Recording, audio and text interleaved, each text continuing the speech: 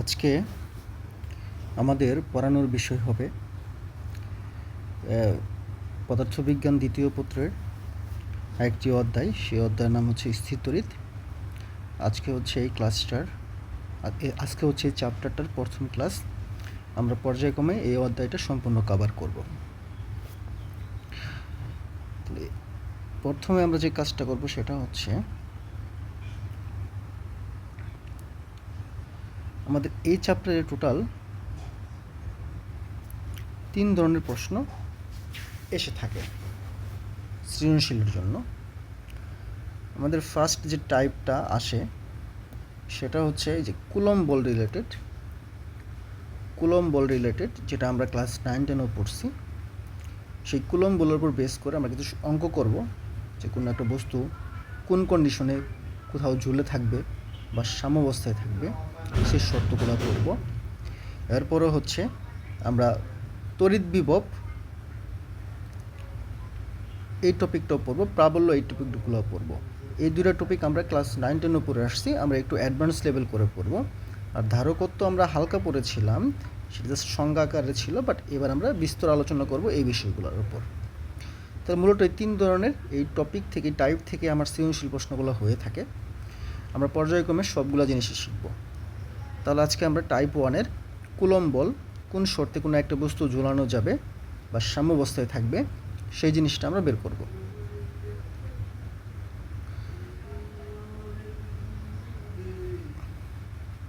আচ্ছা, কুলম্ব বল থেকে আমাদের দুইটা টপিকের বেসিক আগে শিখতে হবে।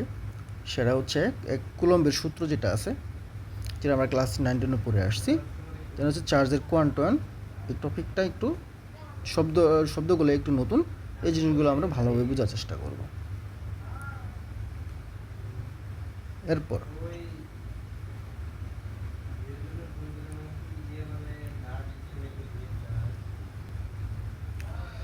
এরপরে আমরা আগে কুলম্বের সূত্রটা আমরা একটু বেসিকটা জেনে নিই, কারণ এর উপর ভিত্তি করে আমাদের কি অনেক সৃজনশীল প্রশ্ন এসে থাকে। এই কুলম্ব বল বা কুলম্বের যে সূত্র, যেটা এখানে কুলম্ব হচ্ছে একজন বিজ্ঞানীর নাম, একজন পদার্থবিজ্ঞানীর নাম, তার নাম হচ্ছে কুলম্ব। সেই সূত্রটা দিছে বলে তার নাম অনুসারে এই সূত্রটা রাখা হয়েছে কুলম্বের সূত্র। এখন কুলম্ব কি বলতেছে, যে যদি আমরা দুইটা চার্জ কল্পনা করি, বললাম এ একটা চার্জ,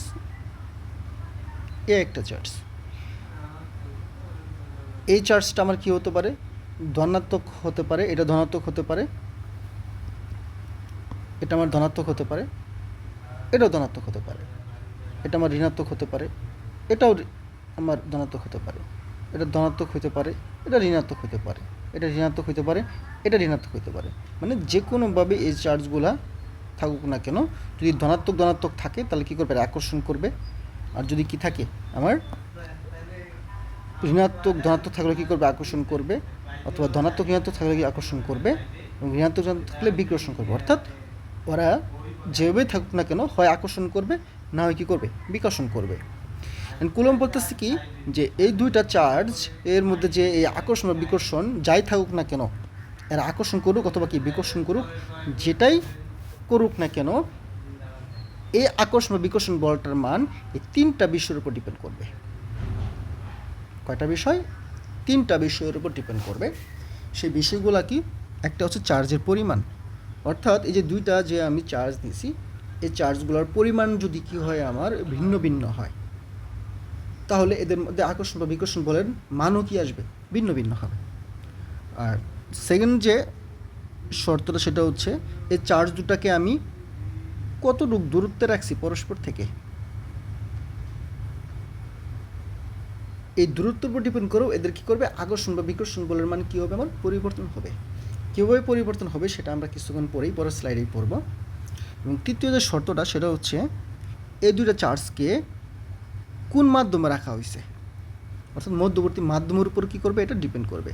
যদি এই দুটো চার্জকে বাতাস মাধ্যমে রাখা হয়, তাহলে ওরা যে বলে আকর্ষণ করবে, পানির মাধ্যমে রাখা হলে সেই সেম বলে আকর্ষণ করবে না, ভিন্ন কোনো বলে আকর্ষণ করবে।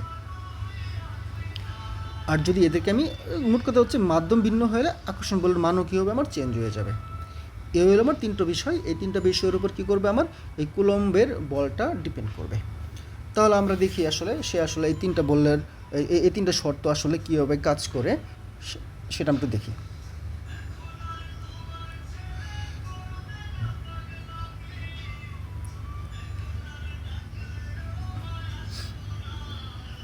আচ্ছা, আমার কুলম্ব কী বলতেছে এখানে, যে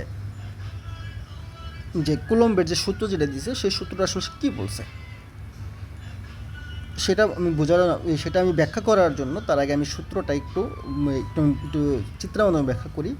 আমি মনে করলাম এটা একটা চার্জ আর এটাও আর একটা চার্জ। এই দুইটা চার্জকে আমি কী করলাম, একটা নির্দিষ্ট দূরত্বে রাখছি।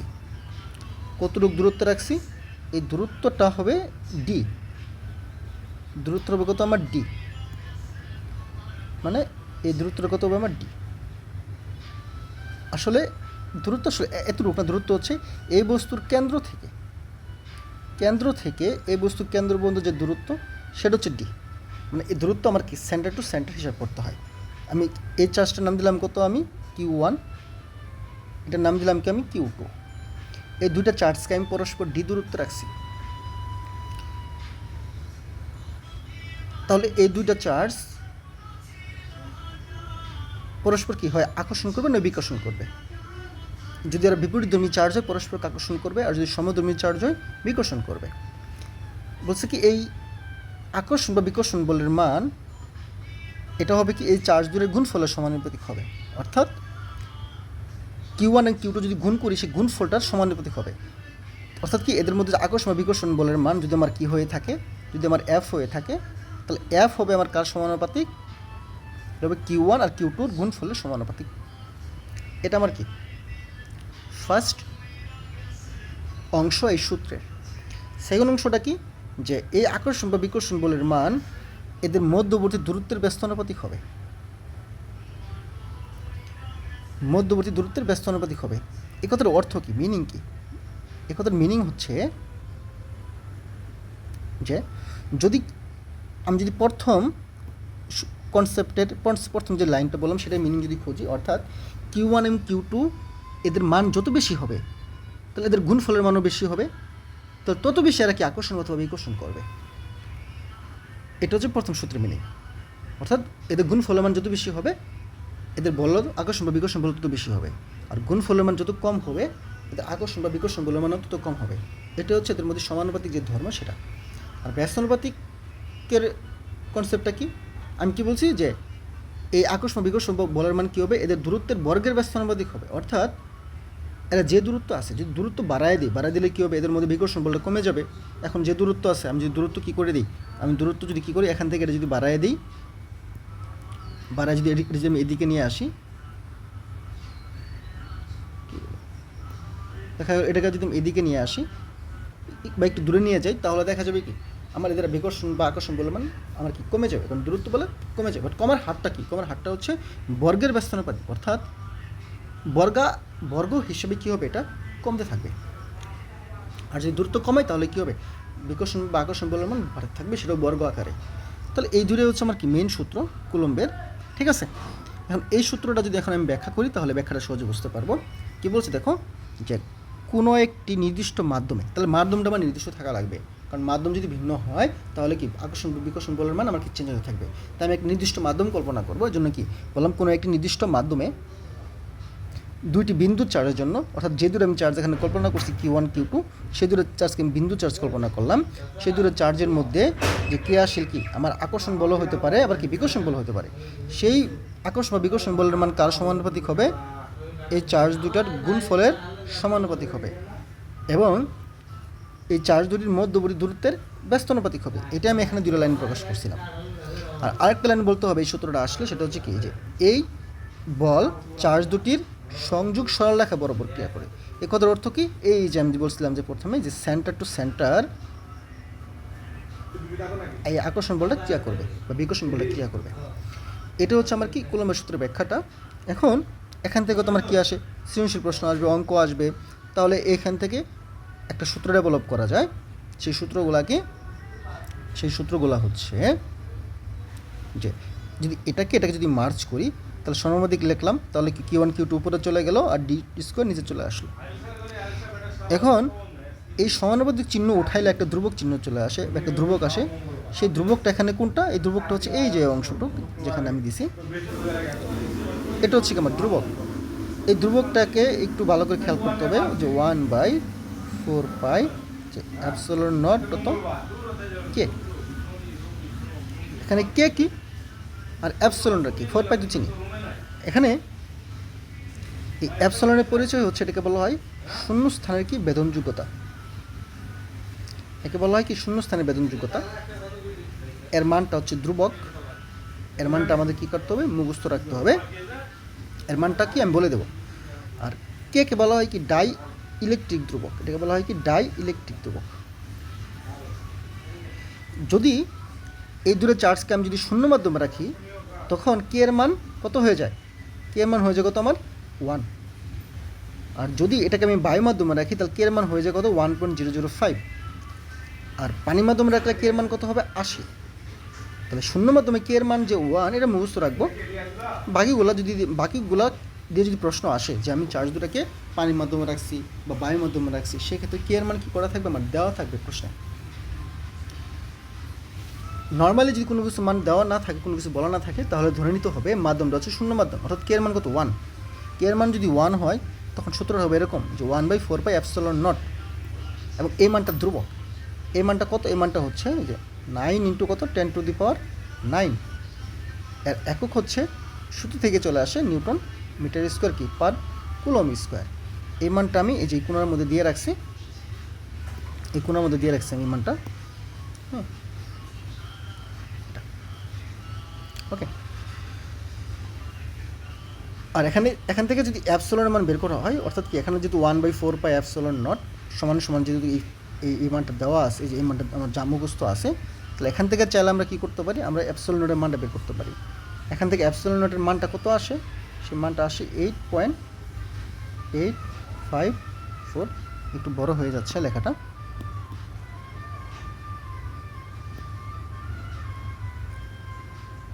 এর মানটা হচ্ছে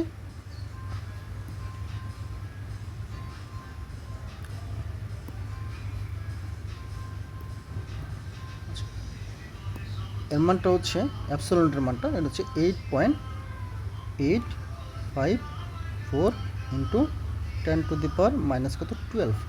এটা হচ্ছে ধ্রুবক মান। এই মানটাও মুখস্থ রাখবো আমরা, চাইলে এখান থেকে বের করতে পারি। যদি ক্যালকুলেটার এখানে যদি কি 1/4 ইন্টু যদি 9 ইন্টু 10⁻9 দিয়ে ইকুয়াল চাপো, তাহলে যে মান আসবে সেটা হচ্ছে কি আমার অ্যাপসিলন নটের মান। চাইলে এখান থেকে তোমরা বের করতে পারো। কীভাবে বের করবা দেখো, এখান থেকে বের করি। এই যে এই মানটা তো জানি আমরা, কি জানি যে 1/4 এপসিলন নট সমান কত 9 ইন্টু 10⁻9। দ্যাট মিনস এখান থেকে তুমি যদি অ্যাপসিলন যদি বের করো তাহলে কত আসবে 1/4 ইন্টু 9 ইন্টু 10⁻9। ইকুয়াল চলে দেখবো কি এরকম একটা মান দিবে 8.854, অনেকগুলো সংখ্যা থাকবে, ইন্টু 10⁻12 হবে। এই মানটা এমসিকিউর জন্য ইম্পর্টেন্ট, আমরা মুখস্থ করে নেবো। এটা মুছে দিলাম, তোমরা এটা খাতায় নোট করে রাখবা, ঠিক আছে। তার মানে আমি কী বুঝলাম, এখানে কী হচ্ছে ডাইইলেকট্রিক ধ্রুবক, ঠিক আছে।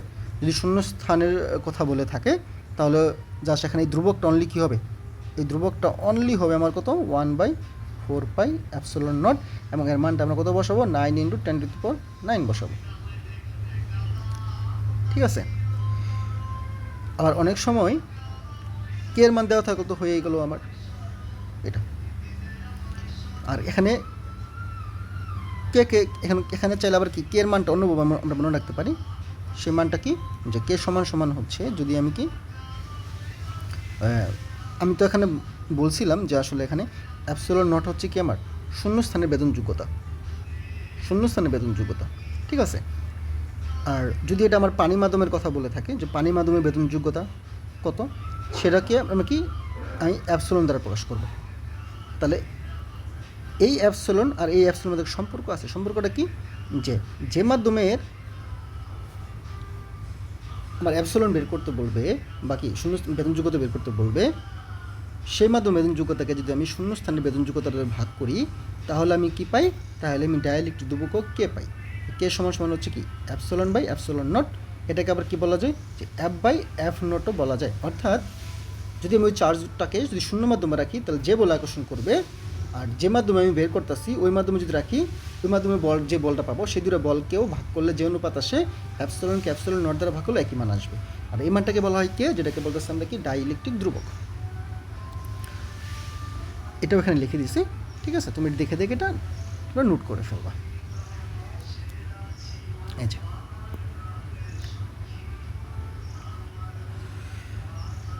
তাহলে কী করলাম, এটা বুঝলাম। এখন যদি আমার কি হয়, আমার মাধ্যমটা যদি শূন্য স্থান হয় বা যদি কোনো কিছু না বলে থাকে তাহলে বাই ডিফল্ট কে এর মান কত 1, তখন সূত্রটা এরকম দাঁড়াবে, ঠিক আছে?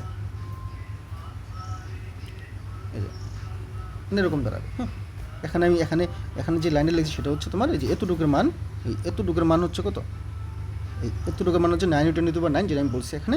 আর নিচে কে তো কেই, আর যদি শূন্যস্থান হয় তাহলে কে মান কত 1 হবে, তাহলে এখানে অনলি কে থাকবে আমার 9 × 10⁹ থাকবে, এটা ছাড়া কোনো কিছু থাকবে না। আশা করি জিনিসটা বুঝতে পারছো। এটা হচ্ছে কুলম্বের সূত্র। এখন আমরা আরেকটা কনসেপ্ট শিখবো, সেটা হচ্ছে লব্ধি বল। এটা ভেক্টরের কনসেপ্ট থেকে আমরা শিখে আসছি, জাস্ট একটু মনে করায় দিব এই লব্ধি বল জিনিসটা কীভাবে কাজ করে। এখন আমরা ভেক্টর চ্যাপ্টার শিখছি যে কোনো একটা বিন্দুতে যদি আমার একাধিক বল যদি কাজ করে আমার, তাহলে এই বস্তুটা কি পরিমাণ বল অনুভব করবে, সেটা কতটুকু বল অনুভব করবে, যে বলগুলো কাজ করতেছে সবগুলো বলে লব্ধির সমপরিমাণ বল সে কী করবে, অনুভব করবে। এখানে আমি এক্সাম্পল হিসেবে একটা বলকে কি বললাম, একটা বলকে বলছি এখানে F1, আরেকটাকে বললাম F2, আরেকটা বললাম F3, আরেকটা বললাম কত F4। তো চারটা বলই ভিতরের দিকে কাজ করতেছে, তাহলে এখানে কী পরিমাণ লব্ধি অনুভব করবে, এই চারটার যোগফলের সমান পরিমাণ অনুভব করবে। এখন তোমার মনে প্রশ্ন আসতে পারে যে আসলে স্যার একটা বল যদি বাইরের দিকে কাজ, সবগুলো তো ভিতর দিকে দিছি, যদি একটা বল যদি বাইরের দিকে কাজ করতে এরকম, তাহলে কী হবে, সবগুলো যদি যোগ হয় তাহলে এই একটা কী দেবো, বিয়োগ দিব, তাহলে এখানে কত আসবে, একটা বিয়োগ হবে, বাকি সবগুলো যোগ হবে। সেটা কোনো সমস্যা নয়, এটা হচ্ছে জাস্ট এদের ভেক্টর যুগের কথা বলতেছি। আচ্ছা, আর এখানে তো আমি একাধিক বলের কথা বলছি, বাট এই চ্যাপ্টার ম্যাক্সিমাম অঙ্কগুলো হচ্ছে কি দুইটা বল নিয়ে কাজ করবে। সো দুইটা বলের জন্য আমি জিনিসটা একটু ব্যাখ্যা করি। আমি বললাম যে এ একটা বস্তুর উপর, ঠিক আছে, এদিকেও একটা বল ক্রিয়া করতেছে যেটাকে বললাম F1, এদিকেও একটা বল ক্রিয়া করতেছে যেটা বললাম F2। তাহলে সে আসলে কতটুকু লব্ধি বল অনুভব করবে, যেহেতু একই দিকে হলে কি এদের যোগ হয়ে যায় লব্ধি বলটা, তো লব্ধি বল কত হবে, এখানে দুটো যোগফলের সমান হবে। আর যদি এই বস্তুর উপর যদি একটা বল যদি এদিকে কাজ করে, একটা যদি এদিকে কাজ করে, তাহলে কতটুকু লব্ধি বল কাজ করবে, সেটা হচ্ছে এদের বিয়োগফলের সমান কী হবে, লব্ধি বল কাজ করবে। অর্থাৎ যদি এটা যদি কী হয় আমার 20 নিউটন হয়ে থাকে, এটা যদি 15 নিউটন হয়ে থাকে, তাহলে লব্ধি বল কাজ করবে কোন দিকে, এদিকে 5 নিউটন, অর্থাৎ বড়টা যেটা আছে তার দিকে হবে আর কি। এটা এখানে লিখছি যে আসলে তখন লব্ধি বল কী আসবে, এদের বিয়োগফলের সমান হবে। এখানে একটা চিহ্ন ইউজ করছে, এই চিহ্ন মানে হচ্ছে বড়টা থেকে ছোটোটা বিয়োগ করতে হবে, ঠিক আছে? এটা বুঝতে পারলাম। তাহলে আমি একই দিকে ক্রিয়া করলে লব্ধি বল কীভাবে হবে, বিপরীত দিক লব্ধি ক্রিয়া করলে কীভাবে কাজ হবে সেটা আমরা বুঝে ফেললাম। কিন্তু যদি এর বাইরের ভিন্ন কোনো ওয়েতে যদি আমার কী করে ক্রিয়া করে তখন কী হবে, তখন আমি একটা কল্পনা করলাম যেখানে একটা বল এদিকে কাজ করতেছে এই বস্তুর ওপর F1, আরেকটা বল এদিকে কাজ করতেছে, এর নাম হচ্ছে কত আমার F2। তাহলে আমরা জানি দুটো বল পরস্পরকে কি যদি আলফা কোণে ক্রিয়া করে থাকে, বললাম কি আলফা কোণে ক্রিয়া করতেছে, তাহলে এদের লব্ধি কী হবে, আমরা জানি এদের লব্ধি কী হয়, এদের মাঝ বরাবর কোনো একটা বিন্দু দিয়ে লব্ধিটা কাজ করে, সেই লব্ধিকে বললাম F। আর লব্ধির সাথে F1 কোনকে মনে করলাম কত, থিটা। আমি বললাম যে আমার এই F1 F2-র লব্ধি বলটা F1-এর সাথে থিটা কোণ করে F বরাবর কী করতেছে, আমার ক্রিয়া করতেছে। তো লব্ধি মানটা কত আসবে, এটা আমরা ভেক্টরে পড়ছি √F1² + F2² প্লাস কি F1 F2 F2 cos alpha, অর্থাৎ F1 F2 মধ্যবর্তী কোণ। আর যদি দিক হিসাব করি, দিক আমার কি F1 এর সাথে হিসাব করতে পারি, F2 এর সাথে হিসাব করতে পারি। আমি যদি F1 এর সাথে হিসাব করি, আমি এখানে বলে দিছি যে আসলে লব্ধিটা F1 এর সাথে থিটা কোণ করে আছে, তাহলে থিটা কীভাবে বের করবো, tan থিটা সমান সমান যার সাথে অ্যাঙ্গেল সে থাকবে সিঙ্গেল, বাকি দুই ডবল উপরে বসবে, উপরে সাইন দিয়েছে cos থিটা। প্রমাণ আছে, প্রমাণটা আমরা ব্যাকটা চিপটা করে আসছি, এখানে এগুলো আলাদাভাবে আর প্রমাণটা করবো না, ঠিক আছে, মুখস্থ করে নেবো সূত্রটা। তাহলে এটা বুঝতে পারলাম। তাহলে এটা আমার কি লব্ধি বলের কনসেপ্ট। মোটামুটি এতটুকু করলে আমরা এখন অঙ্কগুলো করতে পারবো। সেই অঙ্কগুলো করার আগে আমি আরেকটা জিনিস পড়াই দিই, সেটা হচ্ছে কি চার্জের কোয়ান্টাম। এই কোয়ান্টামটা খ নাম্বার প্রায় আসে। এই জিনিসটা আসলে কি, এটা হচ্ছে যে সকল চার্জিত বস্তুর মধ্যে বিদ্যমান চার্জই একটি ক্ষুদ্রতম চার্জের গুণিতক মাত্র, অর্থাৎ ইলেকট্রনের চার্জের গুণিতক হবে। একে কি করে, চার্জের কি বলা হয়, কোয়ান্টাম বলা হয়। এই কথার মানে কি, কথার মানে হচ্ছে ধরো একটা বস্তু, এই বস্তুর মধ্যে, এই বস্তুকে ভাঙলে কী পাওয়া যাবে, ক্ষুদ্র ক্ষুদ্র চার্জ পাওয়া যাবে। সব থেকে ক্ষুদ্রতম চার্জটার নাম কি এখানে বলো তো, ইলেকট্রন।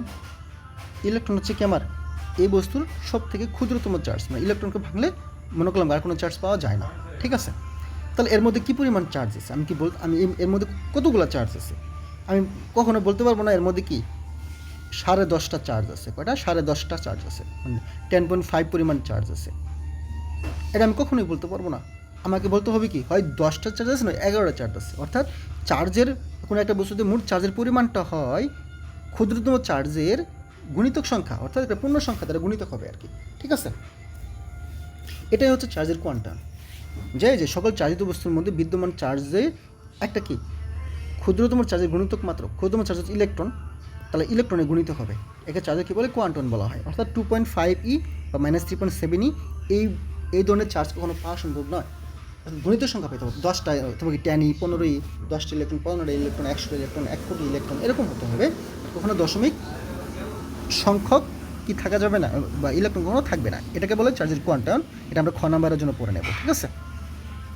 আচ্ছা, আশা করি বুঝতে পারছো। এরপর আমরা চার্জের সংরক্ষণশীলতার কনসেপ্ট একটু আলোচনা করব। এটাই আসলে কি, এটা আমরা চার্জের আয়তকরণ কনসেপ্ট থেকে এই জিনিসটা আমরা ব্যাখ্যা করতে পারি। ক্লাস 9 পড়ছি। আমরা জানি যে একটা বস্তুকে আরেকটা বস্তু দ্বারা যদি ঘষাঘষি করো, এটা কি রেশমি কাপড়ের সাথে কার ঘষাঘষি হতে পারে, এটা কাচদণ্ড হতে পারে, ঠিক আছে। এরকম যদি দুটো ভিন্ন বস্তুকে যদি তুমি যদি ঘষাঘষি করো, তাহলে দেখা যাবে হবে কি, এদের মধ্যে কি চার্জের আদান প্রদান হবে। আমি যদি কল্পনা করি যে আসলে এটা আমার একটা রেশমি কাপড়, এটা আমার একটা রেশমি কাপড়, এটা আমার একটা রেশমি কাপড় যদি মনে করি এটাকে, আর এটাকে যদি একটা কাচদণ্ড মনে করি, এই রেশমি কাপড়টাকে যদি কাচদণ্ড দিয়ে তুমি যদি ঘষাঘষি করো, দেখা যাবে হচ্ছে এই রেশমি কাপড়ের দণ্ডে কি আমার ঋণাত্মক চার্জ চলে আসবে, আর আমি ভুল বললাম, রেশমি কাচদণ্ড থেকে ইলেকট্রন কই চলে যাবে, আমার রেশমি কাপড়ে চলে যাবে। অর্থাৎ রেশমি কাপড় ইলেকট্রন চলে গেলে রেশমি কাপড় কি ঋণাত্মক হবে, আর কাচদণ্ড কি আমার ধনাত্মক হবে, ঠিক আছে। এই চার্জের আদান প্রদান হওয়া সত্ত্বেও এদের মোট চার্জ কী হবে না, কখনো কী হবে না, আমার চেঞ্জ হবে না। যেরকম আমি বললাম ঘষাঘষির আগে বললাম, মনে করলাম এর মধ্যে কী আছে, আমার বললাম 10টা ইলেকট্রন আছে, আর বললাম কত, এখানে আমার 10টা প্রোটন আছে। তাহলে এখানে মোট চার্জ কত, এখানে মোট চার্জ হবে আমার 20টা। মোট চার্জ কত এখানে আমার 20। এদের ঘষাঘষি করার পর আমি মনে করলাম এই 20 চার্জ এটা কার আছে, মনে করলাম এটা তোমার রেশমি কাপড় আছে। আর কাচদণ্ডের ক্ষেত্রে আমি মনে করলাম যে এর মধ্যে 5টা প্রোটন ছিল, আর 5টা কি ছিল, আমার ইলেকট্রন ছিল। তাহলে এর মধ্যে মোট চার্জ কত, আমার 10টা। তাহলে ঘর্ষণের পূর্বে তাহলে এই দুইটার মোট চার্জ কত, মোট চার্জ এই রেশমি গাছে 20টা ছিল, আর হচ্ছে কাচদণ্ড ছিল 10টা, টোটাল হচ্ছে করে 30টা। এখন ধরো আমি ঘষাঘষি করলাম, ঘষাঘষি করার ফলে আমি বললাম যে কাচদণ্ড থেকে টোটাল 5টা ইলেকট্রন 5টা দিলাম, টোটাল 4টা ইলেকট্রন। টোটাল 4টা ইলেকট্রন কই চলে আসছে? রেশমি কাপড়ে চলে আসলো। তাহলে রেশমি কাপড়ে এখন মোট চার্জ কত? এর মধ্যে আগে কী ছিল? আগে দিকে ছিল কি 10টা প্রোটন ছিল, আর এখন কি 4টা ইলেকট্রন আসছে, তাহলে টোটাল করে 14টা ইলেকট্রন হয়ে গেল। তাহলে মোট চার্জ কত হয়ে গেল? মোট চার্জ হলো 24টা। ঠিক আছে। আর কাজদণ্ডের আগে কি 5টা প্রোটন ছিল, আর এখন 4টা ইলেকট্রন চলে গেছে, তাহলে 1টা ইলেকট্রন থাকলো। তাহলে মোট চার্জ কত হলো? মোট চার্জ হলো 6টি। তার মানে এখন ঘর্ষণের পরেও, এখানে ঘর্ষণের পরও মোট চার্জ কত হবে? দেখো এখানে 24টা, এখানে কয়টা? 6টা। তাহলে 24 যোগ 6 যোগ করলে কয়টা হবে? 30টা আসবে। অর্থাৎ ঘর্ষণের পূর্বেও মোট চার্জ এবং ঘর্ষণের পর মোট চার্জ সমান। এটাকে বলা হয় কি? চার্জের সংরক্ষণশীলতা। চার্জের সংরক্ষণশীলতা এটাকে বলা হচ্ছে আমার। অর্থাৎ মোট চার্জ কখনো কী হবে না? সৃষ্টি বা ধ্বংস হবে না। এই কনসেপ্টটা এখানে আলোচনা করা হয়েছে চার্জের সংরক্ষণশীলতা আকারে। এটা খ নাম্বার আসে, এটা তুমি পরে নোট করে নিবা। এরপর হচ্ছে আমরা কিছু অঙ্ক দেখব যে কীভাবে কোনো একটা বস্তু ভারসাম্যে থাকে, ভারসাম্য অবস্থায় থাকে, সেটা কীভাবে তৈরি হয়। আমরা সরাসরি একটা সিকিউয়ে চলে যাই, এই অঙ্কটা দেখি। আচ্ছা, এটা নর্মাল আমার কুলম্ব বলের সূত্র দিয়ে এটা করে ফেলা যাবে অঙ্কটা। এই অঙ্কে কী বলছে? হচ্ছে 50 কুলম্ব ও -20 কুলম্বের দুটি চার্জ সমান আকারের ধাতব গোলক বায়ুতে, কোন জায়গায়? বায়ুতে। তাহলে বায়ুতে কি এর মান কত? শূন্যস্থান অথবা বায়ু, এই দুটার জন্য কি এর মানকে 1 কল্পনা করা হয়। ঠিক আছে। পরস্পর কতটুক দূরে? 0.5 মিটার দূরে আছে, অর্থাৎ ডি এর মান দেওয়া আছে। ঠিক আছে। আর এই চার্জটাকে বললাম কত? আমি Q1, এটাকে বললাম কত? আমি Q2। আচ্ছা, এই অঙ্কটা আমি একটু পরে করাই দিই। ঠিক আছে।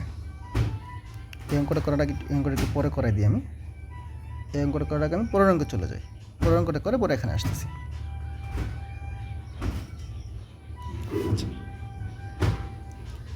এই অঙ্কটা আমি একটু দেখি। এই অঙ্কটা ভালোভাবে বুঝাই দেবো। এরপরে বাকি কিছুগুলো আছে সেগুলো তোমরা একটু চেষ্টা করবা। তারপরে বাকি পরের ক্লাসে আমরা আলোচনা করবো আবার। আচ্ছা, এখানে বলছে সৃজনশীল প্রশ্ন একটা।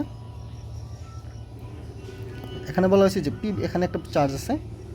এখানে কি বলছে? কি চিত্রে পি কিউ আর একটি সমকোণী ত্রিভুজ, অর্থাৎ এই বিন্দুকে বলছে পি, এটা কিউ, এটা কত আর।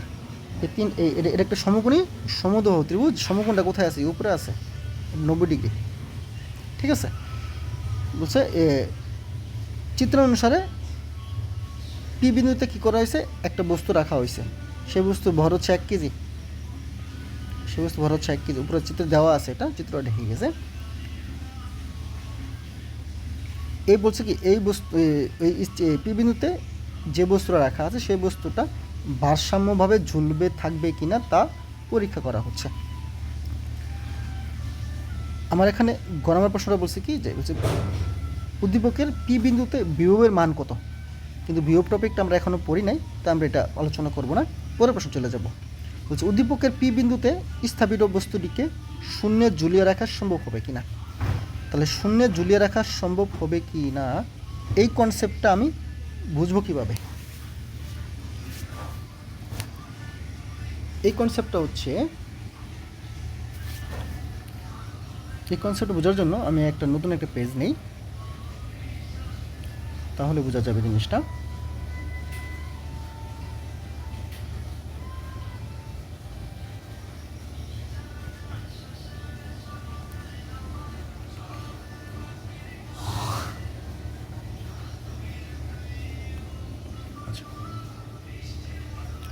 আচ্ছা, কোনো একটা জায়গায় কোনো একটা বস্তুকে ঝোলানোর শর্ত কি? ঝোলানো মানে ওই জায়গায় স্থির থাকবে কি না। দেখো, আমার এখানে একটা বস্তু আছে, আমার এই জায়গায় একটা বস্তু ছিল পি বিন্দুতে। সে বস্তুর ভর কত? আমার 1 কেজি। এই বস্তুটা মাটি থেকে একটা নির্দিষ্ট একটা উচ্চতায় ছিল। এখন বলছে এই জায়গায় বস্তুটা ঝুলে থাকবে কিনা, মানে কি এখান থেকে সে উপরে যাবে না নিচেও থাকবে না, এখানে স্থির থাকবে। নর্মালি সে তো এখানে স্থির থাকবে না, তার তো একটা ওজন আছে 1 কেজি। সে কী করবে? তার ওজন এখানে নিচে পড়ে যাবে। তাহলে এখানে তার ওজন বলটা কত? ওজন বল হচ্ছে W = mg। তাহলে এখানে যদি মান বসে তাহলে কত আসবে? 1 × 9.8 মানে কত 9.8 নিউটন। তাহলে 9.8 নিউটন বল নিচে দিকে কাজ করার কারণে বস্তুটা কী করবে, এটা নিচে পড়ে যাবে। কিন্তু এখানে বস্তুটাকে আমার বলছে কী করলে ভারসাম্য থাকবে। তাহলে ভারসাম্য রাখার জন্য, এখানে স্থির রাখার জন্য আমার কী করতে হবে, আমার এখান থেকে বিপরীত দিকে একটা কী করতে হবে, বল প্রয়োগ করতে হবে। কতটুক বল, এই সমমানের বল একটা প্রয়োগ করতে হবে। যদি এখানে প্রয়োগ করতে পারি তাহলে বস্তুটা এখানে স্থির থাকবে। এখন আমার যে উদ্দীপকের যে প্রশ্ন, সেখানে কি এখানে একটা চার্জ ছিল, এখানে একটা চার্জ আছে, এই চার্জের মান কত দেওয়া ছিল, এটাকে বলছে কিউ, এটাকে বলছে কি চার্জ আমার, কিউ চার্জ। এটাকে বলছে আমার P charge, Q R charge. এখন কি ঘটলে এখানে বিপরীত দিকে 9.8 নিউটন বল পাওয়া যাবে। এখন দেখো এখানে যদি চার্জ রাখা আছে, এই বস্তুর মধ্যে একটা চার্জ প্রবেশ করাতে হবে। যদি চার্জ আমি প্রবেশ করাই তাহলে এই চার্জকে কী করবে, বিকর্ষণ করবে। ধরো এটা একটা পজিটিভ চার্জ, এটা তো পজিটিভ চার্জ দেওয়া ছিল এখানে, যেখানে একটা পজিটিভ চার্জ দেওয়া আছে, একটি আরও একটা পজিটিভ চার্জ।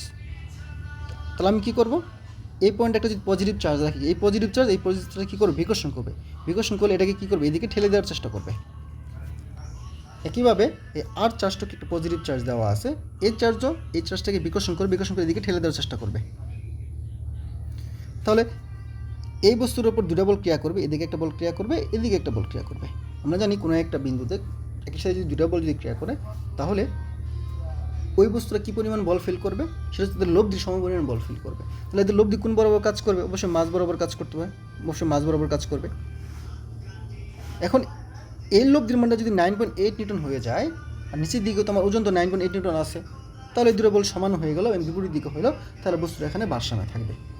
অর্থাৎ এখানে কী করতে হবে, আমার লজিকটা হচ্ছে এমন একটা ব্যবস্থা গ্রহণ করতে হবে, যে ব্যবস্থা গ্রহণ করলে এদিকে একটা বিকর্ষণ চার্জ থাকবে, এদিকে একটা বিকর্ষণ চার্জ থাকবে, এই দুটো চার্জ এরকম পরিমাণ হওয়া লাগবে যাতে করে এদের লব্ধি বল 9.8 নিউটন হয় এবং মাঝ বরাবর ক্রিয়া করে, যেটা কি এমজির বিপরীত দিকে থাকবে। এই কনসেপ্টটা হচ্ছে এখানে আলোচনা করছি আমি, বা প্রশ্ন এরকম বলছে, বাট আলোচনা আমরা করবো। আমরা বলছি কী ব্যবস্থা গ্রহণ করলে বা পি বিন্দু স্থির বস্তুকে ঝুলে রাখা সম্ভব কিনা। তাহলে এখানে তো পি বিন্দুতে যে বস্তুটা রাখা হয়েছে সেই বস্তুর কিন্তু কোনো চার্জের কথা বলা নাই, শুধু বলছে কিউ বিন্দুর চার্জ আর বলছে কি আর বিন্দুর চার্জ।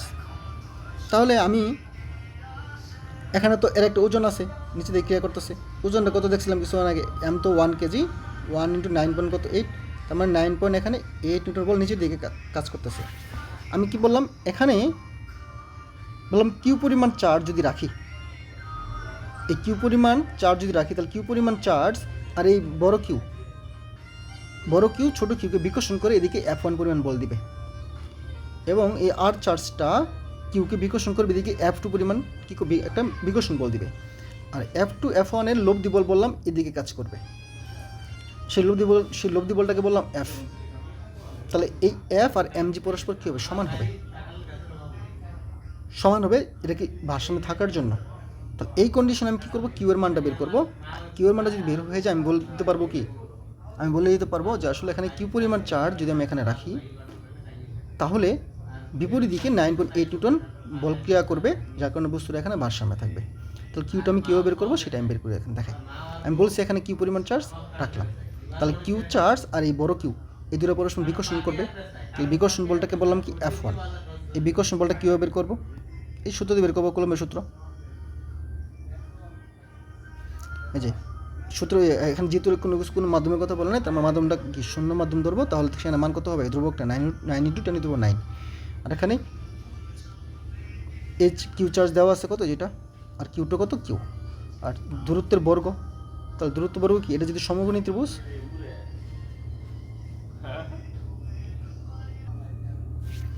যেহেতু এটা আমার সমকোণী ত্রিভুজ, তাহলে এই সমকোণী ত্রিভুজের কনসেপ্ট থেকে, এখানে তো মান দেওয়াই আছে, যে দূরত্ব দেওয়া আছে 2√2, তাহলে কত হবে 2√2, তাহলে দূরত্বের বর্গ হবে, তো দূরত্বের এখানে বর্গ দিবা। ঠিক আছে, এখানে আমি মানটা ভুল লিখছি, আর সূত্র ছিল দূরত্বের বর্গ ছিল, তাহলে এখানে তুমি কি বর্গের সূত্র বসাবা, এখানে বর্গ এটা স্কোয়ার দিবা। ঠিক আছে, তাহলে এখান থেকে F1 এর মানটা চলে আসবে, সেই মানটাতে কিউ থাকবে অজানা। সিমিলারভাবে এই আর চার্জটাও কী করবে, এই আর চার্জটা আমরা কী করবে, এই পি চার্জটাকে বা এই কিউ চার্জটাকে বিকর্ষণ করবে, বিকর্ষণ করে কি F2 পরিমাণ বিকর্ষণ বল দিবে, এই F2 আমরা বের করবো, সেমভাবে বের করবো, সেম সূত্র, দূরত্ব আমার সেম। এখনও কি F2টা কী থাকবে আমার, F2টা কিউ এর মানে বেরোবে, কিন্তু এখানে এটা অজানা থাকবে, কিউটা অজানা থাকবে। তাহলে এখানে লব্ধি কত হবে, লব্ধি হবে আমার, লব্ধির সূত্র হবে, লব্ধির সূত্র কি, F1 F2 লব্ধি কত হবে এখানে, যে F1 স্কোয়ার প্লাস কত F2 square plus 2 F1 F2 কস মধ্যবর্তী কোণ কত ডিগ্রি, এটা যদি 90 ডিগ্রি, এই কোণ কত ডিগ্রি হবে, 90 ডিগ্রি হবে, কারণ কি বিপরীত কোণ 90 ডিগ্রি বসালে এখানে সূক্ষ্ম আসলে F কত আসবে, √2 F1, ঠিক আছে। আর F1 এর মান তো আমি জানি, এখানে বসানোর পরে কি এখানে আমি F পেয়ে যাবো, এই Fটা পেয়ে যাবো, বিপরীত দিকে যে বলটা কাজ করতেছে আর কি, লব্ধি বরাবর। এখন এখানে ভারসাম্য থাকার শর্ত কি, শর্ত হচ্ছে এই বলটা আর ওজন বলটা কি সমান হওয়া লাগবে, এই যে এই বলটা আর ওজন বলটা কি সমান ধরে আমরা কি কিউ এর মানটা বের করে নেব। অর্থাৎ এখানে কিউ পরিমাণ চার্জ যদি স্থাপন করো, তাহলেই তখনও কী হবে, আমার বিপরীত দিকে যে লব্ধি বল কাজ করবে সেই বলটা আমার ওজনের সমান হয়ে যাবে। অর্থাৎ এখান থেকে কিউ এর মানটা বের করবো, বলবো কি এই পরিমাণ বল এখানে রাখলেই কী করা যাবে, এটা সেই মানে এই পরিমাণ চার্জ শুরুতে কিউ পরিমাণ চার্জ এখানে রাখলেই বস্তুটা এখানে আমার স্থির থাকবে।